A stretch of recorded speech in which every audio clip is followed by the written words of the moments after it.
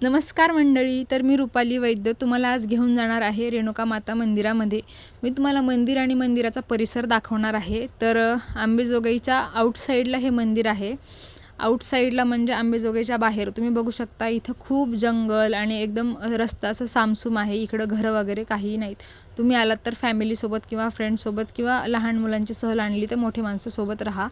आणि मागे बघितलं तुम्ही, लहान मुलांसाठी गार्डन आहे इथं. नंतर समोर मंदिराचा परिसर खूप मोठा आहे. मंदिर एकदम छोटं आहे. इथं मंदिराला आल्यानंतर तुम्हाला कधीच इथं गर्दी बघायला मिळणार नाही.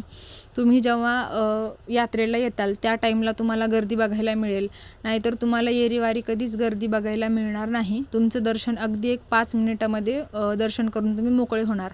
आता ही मूर्ती बघा, जो गाईचं मंदिर होतं तशीच ही पण मूर्ती जवळपास सारखीच आहे. दर्शन घेऊन अगदी एक 5 मिनिटामध्ये मोकळं झाल्यानंतर बाजूला बघा एक विहीर आहे. विहिरीमध्ये सुंदर कासव वगैरे बघायला मज्जा येते. आणि आता आपण जिकडे जातोय ते आहे जोगाई मंदिर. तुम्ही म्हणताल जोगाई मंदिर तर मागच्या व्हिडिओमध्ये पाहिलं, मग हे कोणतं जोगाई मंदिर आहे? तर हे आहे बघा मूळ जोगाई मंदिर. बऱ्याच लोकांना माहिती नसेल, पण हे मूळ जोगाई मंदिर आहे आणि ते पण जोगाई मंदिरच आहे.